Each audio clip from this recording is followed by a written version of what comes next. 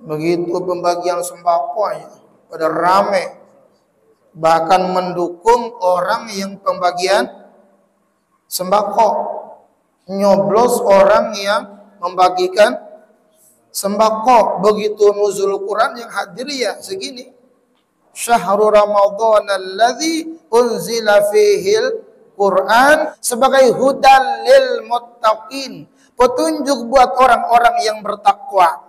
Bagaimana mungkin kita mengambil pelajaran dari Al-Quran kalau kita nggak bisa baca Al-Quran? Belajar ngaji kepada mereka.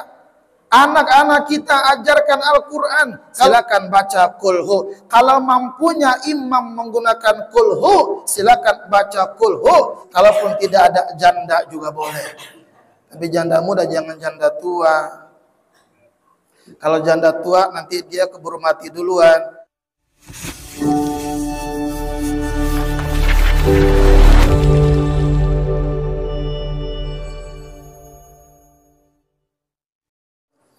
Al-Mukarramun, para alim ulama, para kiai, para asatidz, bapak-bapak, ibu-ibu, seluruh jamaah Masjid Al-Muhajirin yang dimuliakan Allah Subhanahu wa taala.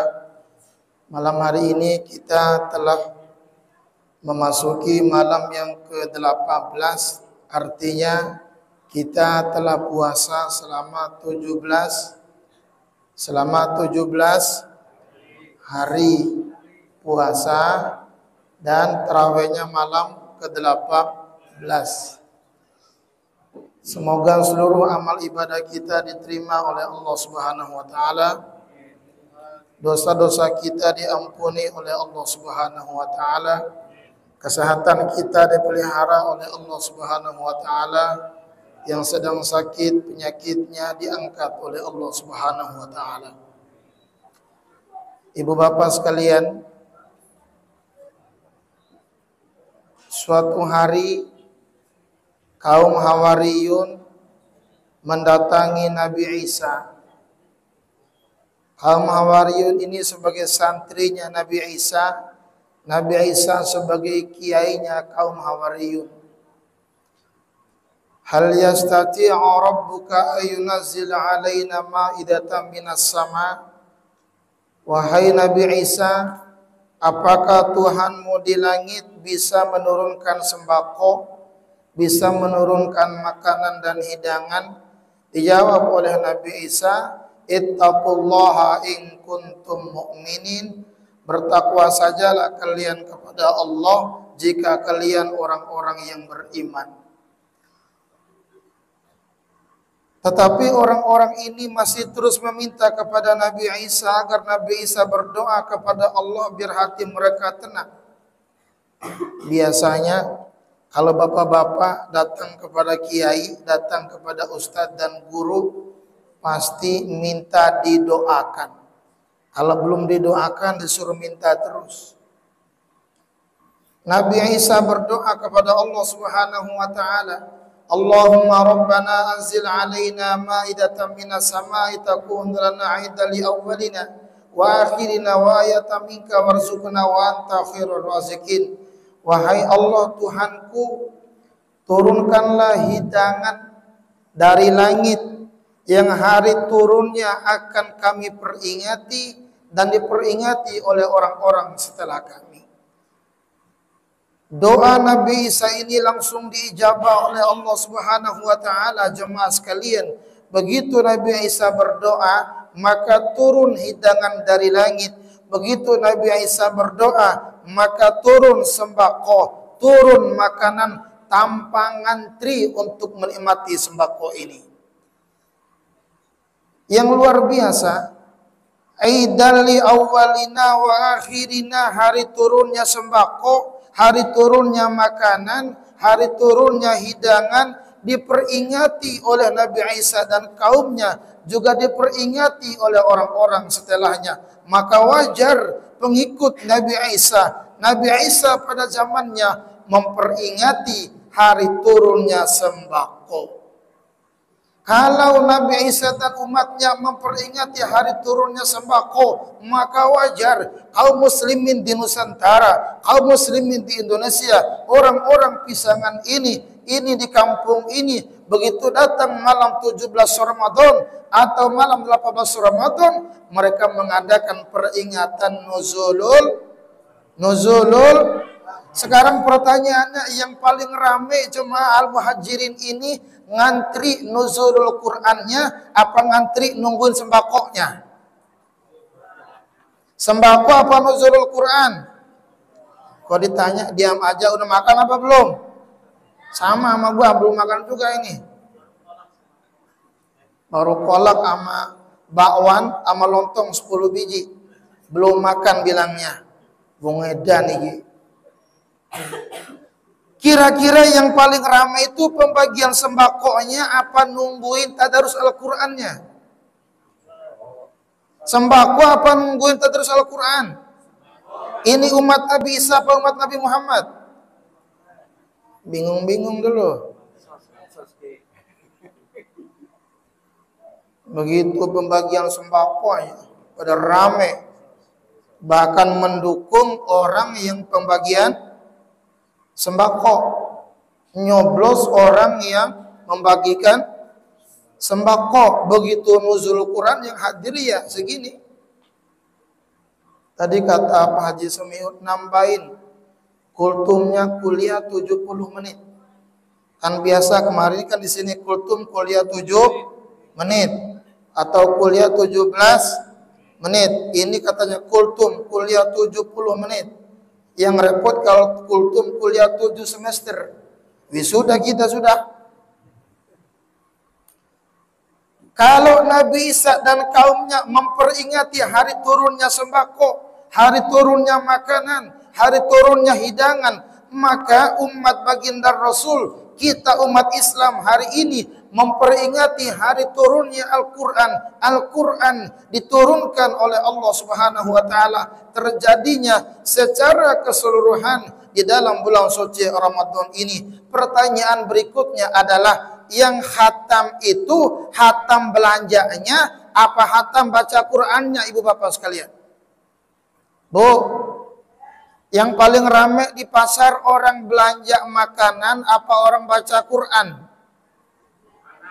Emang tukang belanja begitu. Orang sini maunya kaya apa miskin? Kaya apa miskin? Orang kaya penyakitnya macam-macam. Orang kaya penyakitnya banyak. Stroke. Stroke berat apa ringan? Stroke berat apa ringan? Berat. Gimana 5 terus? Stroke aja berat. Penyakit gula, penyakit jantung. Orang kaya. Orang miskin, Masya Allah, paling juga penyakitnya flu, batuk, gatal-gatal, anu, meriang dikit, krok, selesai. Orang miskin mah, ayo kaya apa miskin? Mulai berubah. Dalam hadis Nabi yang namanya hidup ini, hisab yang paling lama adalah orang kaya. Yang hisab paling lama adalah orang yang punya harta. Kalau ilmu ditanyakan, ilmu kamu gunakan buat apa? Umur akan dihisab. Umur kamu gunakan buat apa? Tapi kalau dalam urusan harta, harta kamu dapatkan dari mana dan kamu gunakan buat apa? Maka orang kaya hisabnya lama, orang miskin hisabnya sebentar. Apalagi nggak punya gaji, apalagi nggak punya harta, langsung masuk surga. Ayo kaya apa miskin? Miskin kabeh. Orang miskin ditanya, harta kamu dapatkan dari mana? Lah Tuhan boro-boro harta buat makan aja kurang. Oh miskin ente, iya. Sono surga boro-boro. Miskin begitu Pak. Ayo Quran apa sembako? Quran apa sembako Pak?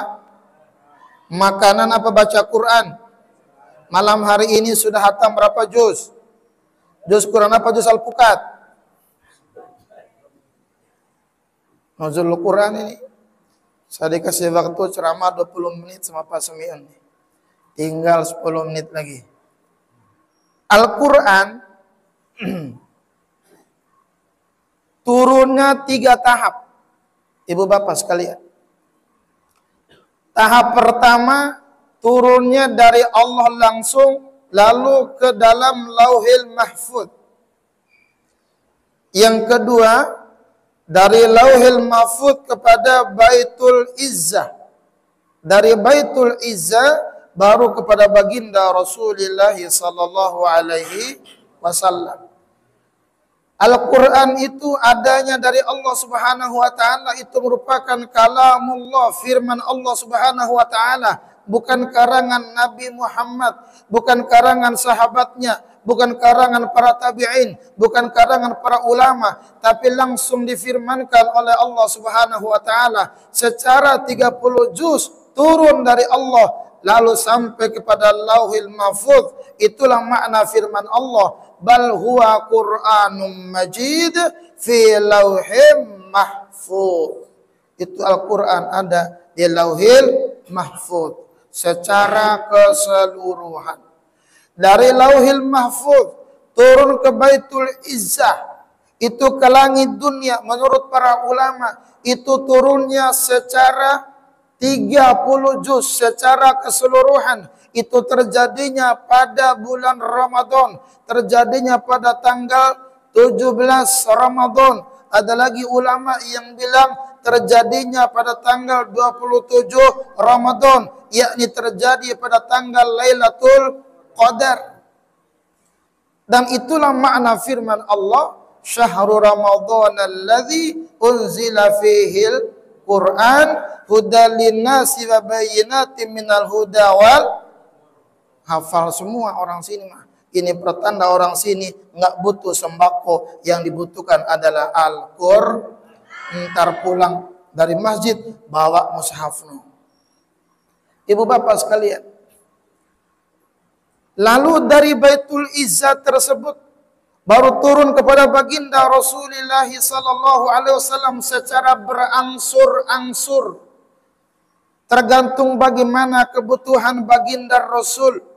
Turunnya secara berangsur-angsur, nanti kita kenal ada istilah asbabun nuzul, sebab turunnya ayat-ayat Al-Quran. Begitu ada masalah di tengah umat, ada masalah bersama baginda Rasul, umat menanyakan kepada baginda Rasul, sahabat menanyakan masalah kepada baginda Rasul, Rasul tidak menjawabnya, Rasul diam menunggu wahyu, lalu turun ayat Al-Quran. Tetapi terkadang Al-Quran turunnya tidak menggunakan asbabun nuzul, harus turun sampai selesai selama baginda Rasul berdakwah Makkah dan Madinah selama 23 tahun.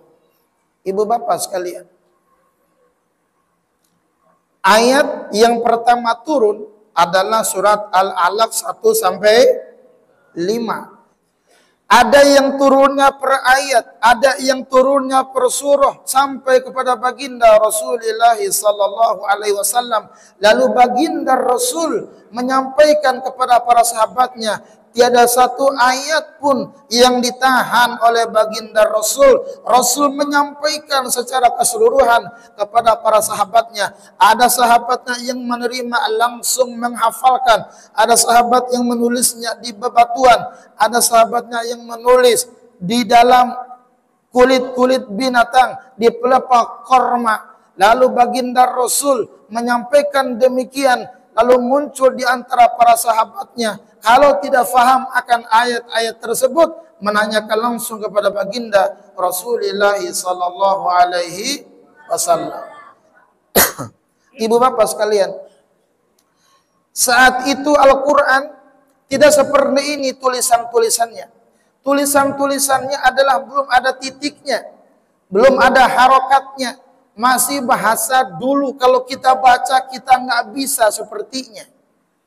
Sekarang baru ada titiknya, baru ada harokatnya. Itu bukan ditulis pada zaman Nabi, itu bukan ditulis pada zaman sahabat Nabi harokat dan titiknya. Itu ditulis pada zaman tabi'in atau pada zamannya para ulama, orang-orang yang ahli di dalam Al-Quran. Yang terjadi pada zaman Utsman bin Affan belum ada harokatnya. Saat Al-Quran dibukukan belum ada titiknya. Saat Al-Quran dibukukan belum ada harokatnya. Masih botak, masih gundul, Lah kita jangan kata yang botak dan yang gundul, yang ada harokatnya aja bingung kita gimana cara bacanya. Bagaimana yang gundul? Nah, ibu bapak yang sama-sama dimuliakan oleh Allah Subhanahu wa taala, lalu sampailah kepada kita saat ini.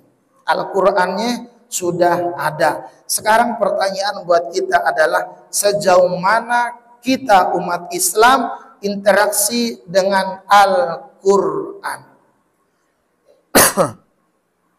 Sekarang pertanyaan saya, ibu bapak sudah hatam berapa kali Al-Qur'an selama hidup ini? Pak, saya percaya ini orang-orang ahli Al-Qur'an semua. Ibu-ibu rata-rata ahli Al-Qur'an semua. Al-Qur'an sudah hatam. Hatam taruh saja di lemari sama di laci buku. Hatam tuh yang baca paling juga ya kotak yang baca. Ibu bapak sekalian, Al-Qur'an itu Kalamullahul munazzala ala Muhammadin biwasitati Jibril alaihi salam. Firman Allah Subhanahu wa taala yang turunnya dari Allah melalui malaikat Jibril yang disampaikan kepada baginda Rasulullah sallallahu alaihi wasallam. Pertanyaannya adalah, untuk apa Al-Qur'an diturunkan oleh Allah? Syahrul Ramadhanal ladzi unzila fihil hudal linnas wa bayyinatin minal huda wal furqan. Al-Qur'an itu sebagai petunjuk buat manusia. Al-Qur'an diturunkan oleh Allah sebagai petunjuk buat manusia. Ada lagi di ayat yang lain, dzalikal kitabu la raiba fihi hudal lil muttaqin. Al-Qur'an sebagai petunjuk buat orang-orang yang bertakwa, buat orang-orang yang beriman. Artinya apa? Kalau Al-Qur'an diturunkan oleh Allah Subhanahu wa taala untuk petunjuk buat umat manusia, maka boleh umat manusia manapun mengambil pelajaran daripada Al-Qur'an. Orang kafir boleh mengambil pelajaran daripada Al-Qur'an. Hindu, Buddha, Katolik, Kristen, Konghucu boleh mengambil pelajaran daripada Al-Qur'an. Boleh belajar Al-Qur'annya. Jangan dilarang. Bagaimana mungkin agar mereka bisa masuk Islam kalau mereka tidak mengkaji Al-Qur'annya? Bagaimana mungkin mereka mengenal Islam kalau tidak belajar Al-Qur'annya? Biarkan mereka membaca Quran, biarkan mereka menggali Al-Qur'an. Semakin mereka menggali Al-Qur'an, semakin mereka mendapat petunjuk hidayah dari Allah Subhanahu wa taala sehingga mereka bisa masuk ke dalam agama Islam. Lalu kalau orang manusia secara umum saja boleh, bagaimana kita orang yang beriman? Sebagai hudal lil muttaqin, petunjuk buat orang-orang yang bertakwa. Kalau ingin mengambil pelajaran dari Al-Qur'an, bahasa lainnya mau'idhah. Al-Qur'an itu sebagai nasihat, sebagai pelajaran buat orang-orang yang beriman, maka kita harus bisa membaca Al-Qur'an, bisa membaca Al-Qur'an. Ironis kalau ada umat Islam yang tidak bisa ngaji. Tahu ngaji? Bukan ngadu jigong. Tahu ngaji? Bukan ngadu biji. Tahu ngaji? Tapi baca Al-Qur'an. Orang sini lebih senangnya ngaji ngadu jigong atau ngaji baca Quran. Nggak usah dijawab. Gua juga suka ngadu jigong. Ibu bapak sekalian, Al-Quran sebagai petunjuk, sebagai hudan. Berarti kita harus bisa baca Quran. Belajar bagaimana cara baca Quran yang baik dan benar. Tentu di sini banyak ustadznya, banyak. Ibu bapak sekalian, berarti Al-Quran ini harus kita pelajari bagaimana cara baca Quran yang baik dan benar. Di kampung ini banyak orang yang ahli Al-Qurannya. Ada mereka yang kuliah di UIN. Ada mereka yang kuliah di PT IKI, ada mereka yang kuliah di IIKI. Mereka rata-rata hafal Al-Quran, mereka memahami Al-Quran. Maka harus menjadi kewajiban bagi kita yang belum bisa ngaji, belajar ngaji kepada mereka. Bagaimana mungkin kita mengambil pelajaran dari Al-Quran kalau kita nggak bisa baca Al-Quran? Belajar ngaji kepada mereka. Anak-anak kita ajarkan Al-Quran. Kalau kita tidak bisa mengajarkannya, panggilkan guru, suruh mengajarkan Al-Quran kepada anak-anak kita. Kalau tidak, antarkan anak-anak kita menuju guru-guru ayat-ayat Al-Quran, supaya anak-anak kita bisa baca Al-Quran. Apa keuntungannya? Kalau anak-anak kita bisa baca Al-Quran, itu mampu menyelamatkan kedua orang tuanya. Kalau kedua orang tuanya bisa baca Al-Quran, akan menyelamatkan kedua orang tuanya lagi di alam kuburnya. Jadi kalau ibu bapak sekalian saat ini bisa ngaji, saat ini ada yang baca Al-Kahfi, ada yang baca surat Yasin, ada yang baca surat-surat yang lain, maka kedua orang tua kita yang telah wafat mendapatkan mahkota dari Allah Subhanahu wa taala.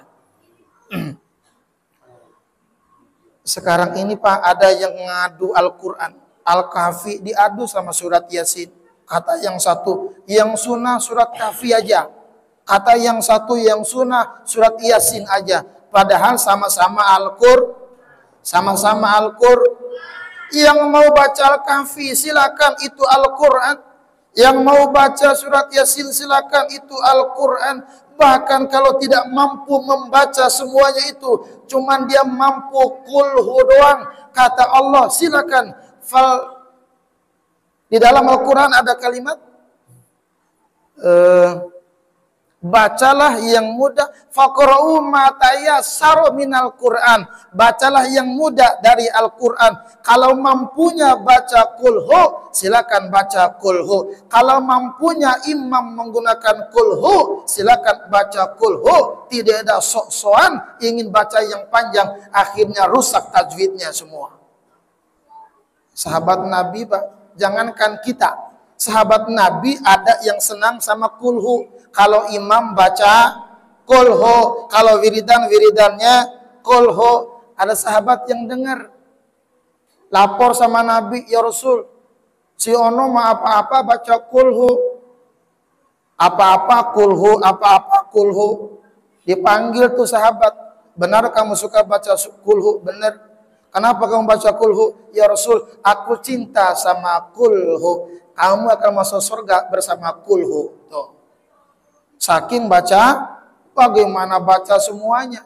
Makanya kata Nabi, wa may yaqra'ul Qur'ana wa huwa yatata'ata. Siapa orang yang membaca Quran dengan terbata-bata. Terbata-bata itu artinya baca Qurannya tidak fasih. Baca Quran tajwidnya tidak benar. Baca hurufnya tidak fasih seperti Ustadz Agus Salim. Ustadz Agus Salim ini ibu bapak sekalian, suaranya bagus, hafal Quran, masih jomblo. Jadi kalau ibu-ibu bapak-bapak mau punya mantu yang hafal Quran, Ustadz Agus siap menampung para gadis. Kalaupun tidak ada janda juga boleh. Tapi janda muda, jangan janda tua. Kalau janda tua nanti dia keburu mati duluan, keracunan susu basi, saudara-saudara sekalian. Baca Quran terbata-bata, walaupun tidak fasih, kata Nabi, lahu ajroni, masih kebagian 2 pahala. Lalu bagaimana kalau bacaannya mahir? Kata Nabi, wa may yaqra'ul Qur'ana fa huwa mahirun ma'as safaratil kiramil bararah. Siapa orang yang baca Quran dengan mahirnya, fasih dia, maka dia bersama malaikat Allah Subhanahu wa taala. Di dunia diiringin oleh para malaikat Allah, di akhirat bersama malaikat Allah Subhanahu wa taala. Kita Pak, kita hari ini baca Quran nih, kedua orang tua kita di alam kuburnya mendapatkan mahkota dari Allah. Anak-anak kita nih bisa baca Quran nih, kedua orang tuanya mendapatkan mahkota dari Allah. Kata Nabi, wa may yaqra'ul Qur'ana wa 'amila bima fihi. Siapa orang yang baca Quran dan mengamalkan kandungan yang ada di dalamnya, albasahullahu tajan walidayhi yaumil qiyamah, maka Allah akan memakaikan mahkota buat kedua orang tuanya pada hari kiamat nanti, yang dau'u, cahaya mahkota itu melebihi cahaya matahari dunia. Masya Allah. Oleh karena itu, ajarkan anak-anak kita baca Al-Quran. Kalau tidak, kasihkan kepada guru, antarkan ke TPA. TPA itu Taman Pendidikan Aki-aki, boleh kalau sudah tua. Kalau enggak TPI, Taman Pendidikan Ibu-ibu, boleh buat ibu-ibunya kalau sudah tua.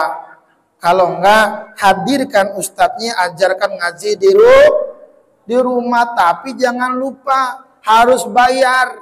Kondisian ustadznya udah kurus, ustadznya, iya kan, hitam, pakai motornya motor butut, motor Grand lagi ada tanduknya, saudara. Kagak dibayar. Akhirnya ustadz nggak ngajar lagi, nggak ngajar ngaji lagi, dia jadi Grab. Begitu Grab sehari 100.000, ini ngajar TPA sebulan 5.000 satu orang, nunggaknya 5 bulan. Bukan di sini itu mah, Pondok Cabe.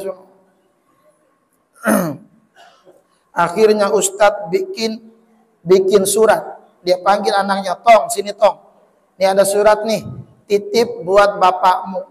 Ditulis sama ustadznya 3 huruf. Huruf ba, huruf ya, sama huruf ro. Akhirnya si anak ini nyampaikan kepada bapaknya, Pak, ada titipan dari ustadz.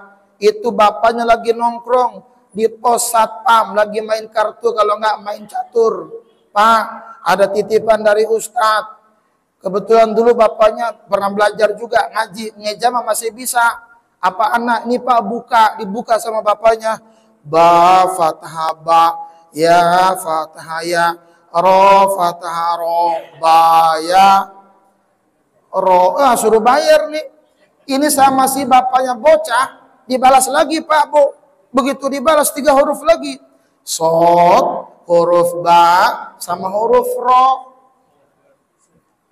Pak Ustadz, ada titipan nih dari bapak saya, kata Ustadz. Alhamdulillah nih, bayar nih bocah nih. Begitu dibuka, huruf 3. Sod, fathah so, ba, fathah ba, ro, fathah ro, so, ba, ro. Ya, gua disuruh sabar udah 5 bulan, gua kagak beli beras. Akhirnya sama si Ustadz dibalas lagi. Main balas-balasan dah. Akhirnya ustadz nulis lagi 3 huruf. Huruf ba, huruf ro. Nah, titip buat bapakmu. Pak, balasan dari ustadz. Woi, dibuka lagi sama bapaknya. Ba, doma, bu, ba, fatah, ba, ro, fatah, ro, bu, ba, ro. Akhirnya bubar ngaji, Pak. Ya kalau sudah bubar juga ceramah. Tinggal sholat tarawihnya. Hasbunallah wa ni'mal wakil. Wassalamualaikum warahmatullahi wabarakatuh.